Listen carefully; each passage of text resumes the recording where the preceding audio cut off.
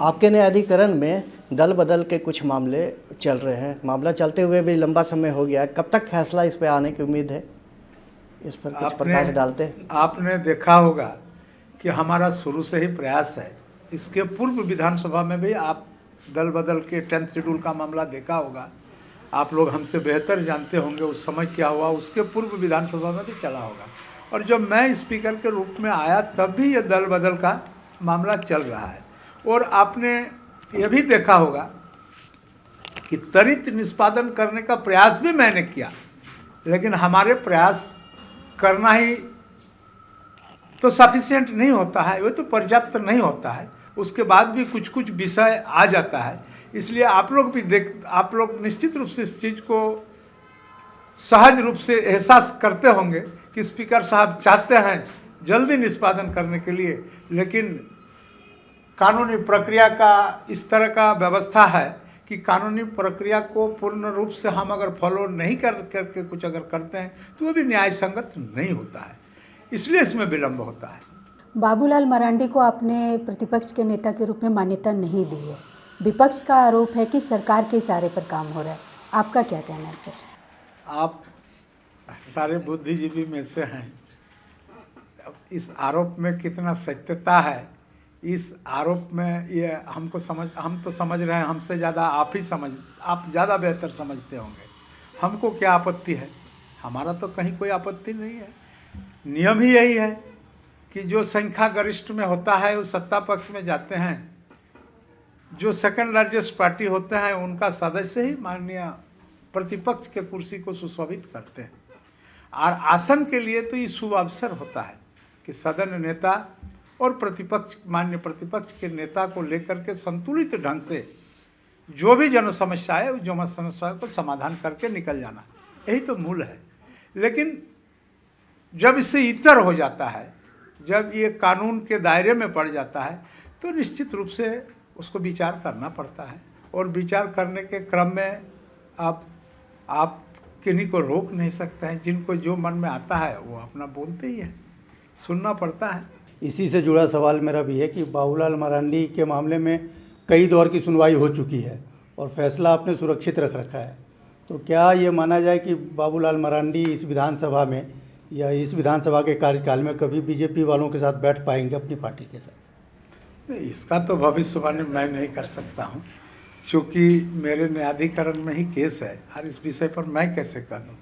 तब आपको हम आश्वस्त कर सकते हैं को जो नियम संगत है, जो कानून संगत है, वो तो निश्चित रूप से होकर रहेगा। ये विपक्ष का एक बार आप पर भी आरोप लगाता है सर कि आप पक्षपात करते हैं, उनकी बातें सुनी नहीं जाती हैं।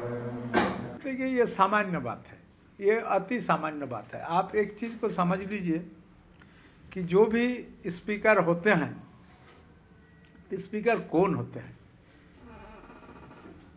और वो तो किसी दल के ही होते हैं। तो जब दल के होते हैं तो दूसरे दल के लोगों को ये कहने में बहुत ही आसान होता है कि भाई आप पक्षपातित्व करते हैं।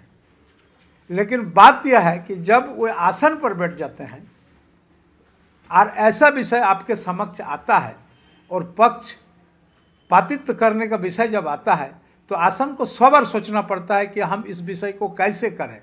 इसलिए इसको करना पड़ता है कि आखिर इसके बाद भी आसन को आलोचना समालोचनाओं के माध्यम से गुजरना पड़ता है। तो कोई भी व्यक्ति नहीं चाहेगा कि हम ऐसा काम न कर दें ताकि लोग प्रत्यक्ष रूप से हमको आलोचना या समालोचना के अंदर ले ले और हमारा जो जस है ये अपजस में बदले, ये नहीं चाहता है।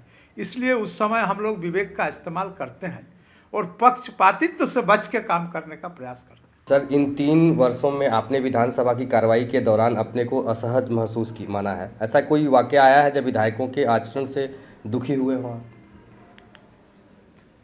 इसको हम लोगों ने आत्मसात कर लिया है।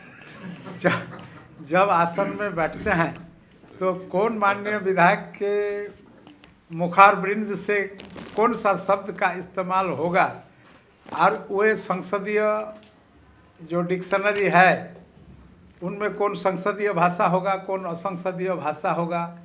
बहुत सारे माननीय सदस्य हैं, बोलने के क्रम में जब आक्रामक हो जाते हैं तो कुछ कुछ बोल बैठते हैं, तो हम लोग इसको सहने का एक आदत बना रखा है कि चलो विषय आ गया, उनको भले ही हिदायत दे देते हैं, चेतावनी दे देते हैं, कभी कभी हम लोग का जो रिकॉर्ड है उससे स्पॉन्ज करा देते हैं उस बात को, उस शब्द को, लेकिन दे करके उसको हम लोग आत्मसात करने का आदत बना रखा है कि चलिए, लेकिन काम कम से कम हो, यही हम लोगों का मूल लक्ष्य होता है। मेरा सवाल है, विधायकों को विधायी कार्य के लिए प्रशिक्षण देने की आवश्यकता है क्या?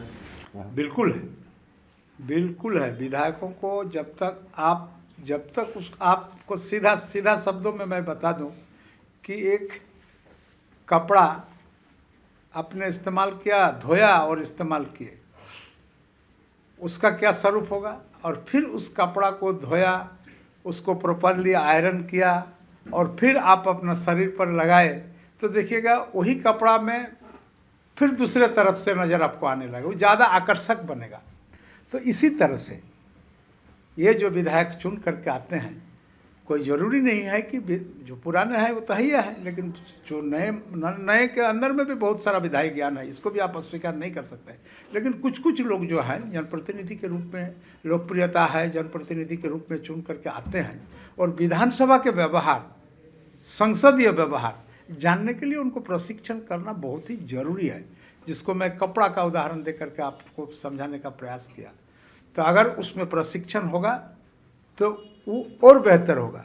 इसको आप अगर दूसरे शब्दों में लीजिएगा तो मान लीजिए एक 8वां का विद्यार्थी को 10वां का विद्यार्थी, उसका जितना कंटेंट है, चाहे मैथमेटिक्स का हो, चाहे फिजिक्स का हो, चाहे केमिस्ट्री का हो, चाहे हिस्ट्री का हो, सारा कंटेंट के बारे में आपको बता सकता है, लेकिन पढ़ा नहीं सकता है। पढ़ाने के लिए एक प्रशिक्षित और योग्य शिक्षक की आवश्यकता होता है। इसका मतलब क्या है? इसका मतलब वही है कि how to establish the content, ये एक टेक्निक होता है। तो जब विधायक को प्रशिक्षण देंगे तो प्रशिक्षण के क्रम में उनको वही चीज़ का ज्ञान दिया जाता है कि आप अपने मुद्दों को, आप अपने विषय को विधायी प्रक्रिया के तहत किस प्लेटफॉर्म में और किस वेपन, जो हथियार है विधानसभा का इस्तेमाल करेंगे, इसके बारे में उनको दिया जाता है। और प्रशिक्षण प्राप्त विधायक अगर ढंग से प्रशिक्षण लेकर के जो विधायक आते हैं, आप मान लीजिए 100% वे सफल होते हैं। प्रभातखबर.com, विश्वास वही, रफ्तार नहीं।